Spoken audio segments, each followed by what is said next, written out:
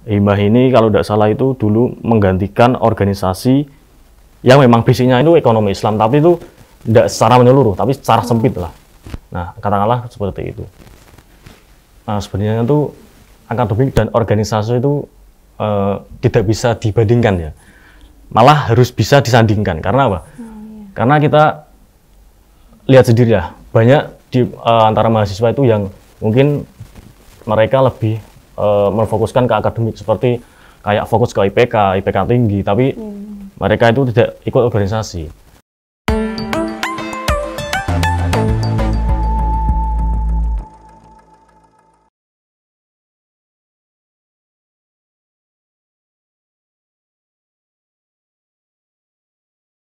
Assalamualaikum warahmatullahi wabarakatuh. Halo, selamat pagi sahabat FP Unisula. Kembali lagi di Pokeri, Podcast Support and Career. Kali ini bareng aku, Wendy Martiana Sanusi, yang ditemani sama mas-mas kece banget. Nah, sebelumnya mungkin masnya bisa memperkenalkan diri kepada sahabat FP Unisula. Monggo mas. Assalamualaikum warahmatullahi wabarakatuh. Perkenalkan, nama saya Ihsan Kurniawan. Saya dari Prodi S1 Manajemen Angkatan 2019 atau sekarang semester 6. Saya berasal dari Semarang dan saya di sini diamanai dari ketua saya untuk mengikuti podcast dari acara BEM ini ya. Kali ini temanya adalah bincang asik bersama Kasei Hima. Di sini kita udah punya beberapa pertanyaan nih dari ekonomi muda yang pastinya ingin tahu lebih lanjut dari Kasei Hima. Di sini kita pengen tahu nih, Kasei Hima itu seperti apa sih mas? Maksudnya mungkin banyak yang belum tahu itu Kasei Hima itu seperti apa gitu. Jadi Himah itu awal berdirinya, saya bicarakan sejarahnya dulu.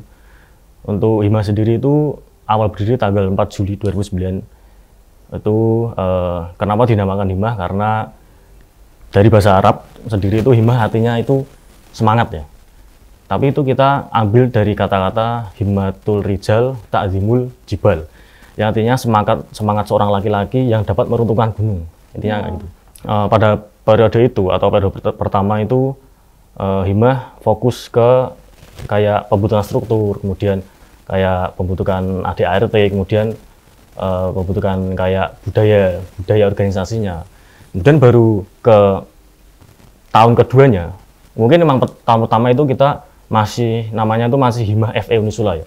Kemudian di tahun kedua itu kita mulai berkolaborasi dengan FOSE. FOSE itu gabungan dari KC tapi tingkat seluruh, kan ada FOSE kota, ada FOSE Jateng ya. Nah jadi itu kalau FOSE kota itu gabungan dari KC setiap univ yang ada KC-nya itu. Nah, di tahun kedua itu kita mulai kolaborasi dengan FOSE, kemudian dengan LDF di Unisula. Terus, jadi kita dalam penamaan apa ya, kayak Himah itu, sebenarnya itu kayak dulunya itu kalau tidak salah itu ada 9 nama ya, 9 nama, terus kemudian diambillah nama Himah itu. Terus Himah ini kalau tidak salah itu dulu menggantikan organisasi yang memang basicnya itu ekonomi Islam, tapi itu tidak secara menyeluruh, tapi secara sempit lah. Nah, katakanlah seperti itu. Terus dari penggantian nama itu ke Himah, kita terus terus berupaya untuk bagaimana sih kita bisa belajar tentang ekonomi Islam, tapi secara global, secara menyeluruh gitu. Seperti apa ya? Lebih ke pejuang semangatnya gitu ya mas, ya, untuk gitu. Perekonomian Islam gitu. Nah, ada yang mau aku tanya ini mas, seberapa penting sih akademik dan organisasi itu menurut masnya mungkin? Akademik dan organisasi, sebenarnya itu akademik dan organisasi itu tidak bisa dibandingkan ya, malah harus bisa disandingkan. Karena apa? Karena kita lihat sendiri ya, banyak di antara mahasiswa itu yang mungkin mereka lebih memfokuskan ke akademik, seperti kayak fokus ke IPK tinggi, tapi mereka itu tidak ikut organisasi. Terus ada juga yang fokus ke organisasi, dia dengan alasan mencari relasi, mencari pengalaman, mencari apa ya, ilmu-ilmu yang di luar kampus lah. Tapi kalau bisa keduanya, kenapa enggak? Kan gitu kan. Ini ya menurut saya ini hanya masalah manajemen waktu ya. Karena ya kalau waktunya kuliah ya kita kuliah, waktunya organisasi ya kita organisasi. Sebenarnya sama-sama penting, tapi ya kembali lagi ke diri kita dapat memanage waktu apa tidak gitu sih. Iya benar. Berarti seperti gini ya Mas, kalau semisal ada yang sibuk sama organisasi itu nggak memungkinkan buat kita itu nggak maju di akademiknya juga gitu. Nah, juga beda-beda kan. Iya benar.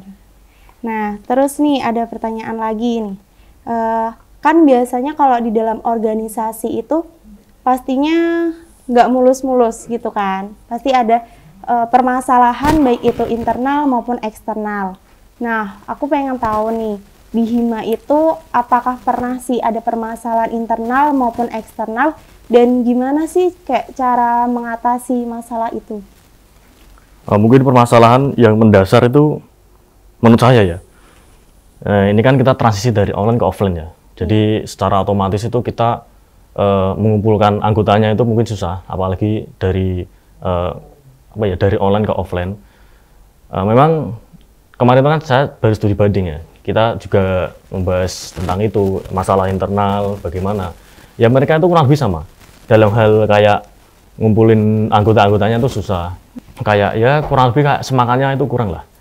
Tapi ya dari kita, khususnya BPH ya, kita ya mau nggak mau ya kita sebagai apa ya, kayak orang pertama yang mau menumbuhkan kepercayaan kepada mereka agar mereka itu aktif terus semangat, kemudian tanggung jawab atas diri mereka sendiri. Kita juga kayak tidak segan-segan lah, kayak mempertanyakan tanggung jawab mereka selaku anggota yang dulu mau masuk itu tanggung jawab enggak. Jadi kita tuh kayak mengungkit lah, ya gimana ya, ya mengungkit kayak mempertanyakan lah tanggung jawab mereka itu sebagai anggota organisasi itu bagaimana gitu. Tujuan awal masuk organisasi gitu ya. Ada nggak sih dari KC Hima itu punya kayak trik sendiri gitu cara menumbuhkan jiwa leadership di setiap anggota gitu, terlebih di masa sekarang seperti ini gitu? Zaman sekarang sama zaman dulu kan beda ya. Kalau zaman dulu itu kita lihat sendiri ya. Contohnya kan di sekolahan lah. Zaman dulu kan kalau gurunya memberikan tugas pada murid-muridnya itu kan muridnya pasti patuh, pasti gampang lah. Kalau lihat zaman sekarang itu, kalau semakin dosen semakin banyak memberikan tugas itu pasti kan mahasiswanya malah semakin kesel kan, semakin gak enak. Nah jadi untuk kepemimpinan zaman sekarang itu jangan disamakan oleh kepemimpinan zaman dulu. Kalau kepemimpinan zaman sekarang itu saya itu malah kagum sama dosen kita, dosen FE itu namanya Pak Irfan Rahmana. Itu kan dulu kan beliau kan sebelum jadi dosen, beliau kan juga menjadi manajer kan. Saya ingat betul pas beliau itu memberikan kuliah kepada saya, khususnya pas zaman offline itu, beliau berkata bahwa anak-anak zaman sekarang itu kalau semakin ditekan, semakin diberi beban yang lebih, itu mereka malah akan semakin mengelak lah, semakin melawan gitu. Solusinya yaitu kita sebagai pemimpin sebaiknya itu kita bersifat kayak rendah hati gitu loh. Jadi kita harus mampu menjelaskan kelemahan-kelemahan kita. Jadi selama kita menjadi pemimpin kan kita kan biasanya merasa sok kuat, sok paling bener lah. Tapi kalau itu diterapkan zaman sekarang itu malah kemungkinan bisa menimbulkan kesalahan, karena sebagai bawahan mereka akan menganggap wah pemimpin ini kok sok-sokan kayak gitu ya. Jadi di samping kita memberikan solusi, kita juga baiknya itu kita juga memberikan dampaknya gitu loh. Jadi tidak usah terlalu menekan, terus mau mengakui kelemahan-kelemahan kita, mungkin itu menurut saya yang kepemimpinan yang cocok untuk di era sekarang itu seperti itu. Ya, berarti ibaratnya tuh sikap saling terbuka ya, Mas, terbuka. Dari seorang pemimpin gitu kepada bawahannya gitu. KC Hima itu kan bergerak di bidang ekonomi syariah. Peranan keuangan syariah di revolusi industri saat ini. Itu seperti ini soal keuangan syariah ya. Jadi menurut saya keuangan syariah ini malah yang harus mengikut perkembangan zaman. Ini kan kita sudah berada di revolusi 4.0 ya, malah mau ke 5.0. Kita selaku organisasi yang bergerak di bidang itu, ya kita mau nggak mau harus mengikuti. Ini sebagai contoh, di Lampung itu ada pembangkit listrik tenaga hidromikro ya. Dari pembangkit itu bahkan dananya itu berasal dari zakat itu. Nah, itu menarik. Terus kalau dari sisi keuangan, saya punya contoh itu di negara Malaysia. Malaysia itu era zaman sekarang itu malah orang-orangnya, khususnya yang Muslim, mereka itu takut terjun ke perbankan, khususnya yang konvensional, karena mereka menganggap bank konvensional itu kan haram kan, karena berasal dari bunga. Saya itu ingat betul kata-kata dari Pak Bejo, mantan rektor dulu. Beliau tuh punya teman yang kerja di bank, kemudian beliau digojloki, kamu kerja di bank itu kan haram, soalnya dapat uang dari riba. Kemudian orang yang kerja di bank ini dia mengadu ke kiainya, kiai ini gimana nih, saya mau keluar di bank, soalnya kok saya rasa penghasilan saya ini tidak halal ya, karena haram tadi. Terus kemudian benarnya apa? Kiai ini mengajak yang orangnya tadi itu ke tengah hutan. Terus ini heran, loh, kok ada mengajak saya ke sini? Buat apa, Yai? Ya kamu kalau nggak mau kerja di bank, kamu hidup saja di hutan. Karena kamu nggak mau ngikuti perkembangan zaman. Orang zaman sekarang itu ya kita tahu diri dah, karena fitnah-fitnah mengenai awalagian yang Islam itu ya banyak yang mengkafirkan, kemudian banyak yang sedikit-sedikit haram lah. Nah, mending pikiran kayak gitu itu kita rubah.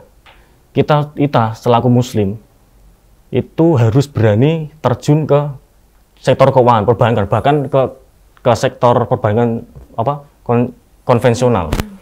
Ya memang karena memang secara pendapatan mereka mungkin ada unsur haramnya ya karena riba tadi, tapi ya itu buat nutup keharamannya itu anggaplah gaji kita dari kerja di bank itu ya kita sedekahkan terus, kemudian kita perbanyak istighfar buat nutupin dari tadi yang haramnya tadi. Nah, lebih baik itu kita masuk ke perbankan konvensional daripada mereka itu yang orang-orang buruk yang menguasai perbankan di Indonesia. Nah, jadi pesan saya itu jangan sampai kita meniru masyarakat Malaysia yang mereka khususnya umat Muslim itu tidak mau terjun ke perbankan konvensional dengan alasan haram. Ya kita harus berani karena lebih baik kita yang memasuki, kita umat Muslim yang mempunyai berlandaskan Al-Quran dan hadis daripada mereka yang memasuki yang notabene ya anggap aja orang-orang kafir tapi yang nggak baik. Nah, takutnya itu malah negara kita yang menjadi kacau. Umat Muslim khususnya umat Muslim ya. Jadi gitu sih. Berarti itu ya pentingnya kita mempelajari ekonomi syariah tersebut. Nah, dengan adanya Hima ini sangat penting apalagi di ranah kampus seperti ini ya Mas gitu. Mungkin sebelum untuk penutupan Masnya bisa memberikan closing statement gitu untuk sahabat FE Unisula. Mungkin pesan saya untuk semua mahasiswa ya khususnya kita jangan takut berbuat yang gimana ya, berbuat yang berbeda lah dari yang lain lah. Jadi kita harus membangun mimpi tersebut dengan semangat kita sendiri. Jangan sampai kita selaku umat Muslim kita itu jangan sampai kalah dengan mereka yang notabene non Muslim ya. Karena Gus Bah itu pernah bilang gini, kita itu umat Islam itu zaman sekarang itu kan terlalu terlalu ditekan dengan kayak hal-hal yang haram-haram gitu loh. Gimana ya intinya ya, kalau saya bingung ya. Intinya itu gimana ya? Yang tidak sesuai gitu ya Mas. Ya, kurang lebih kayak gitu ya. Bangun terus semangat, kemudian apalah artinya kita hidup tapi tidak tahu tujuan gitu loh, tidak tahu tujuan. Jadi tetapkan arah tujuan dan raihlah mimpimu. Nah, itu seperti itu. Yes. Demikian podcast yang bisa kita sharing-sharing untuk sahabat FE Unisula. Nah, sebelumnya saya izin undur diri. Saya Wedi Martiana Sanusi mengucapkan terima kasih untuk perhatiannya. Wassalamualaikum warahmatullahi wabarakatuh.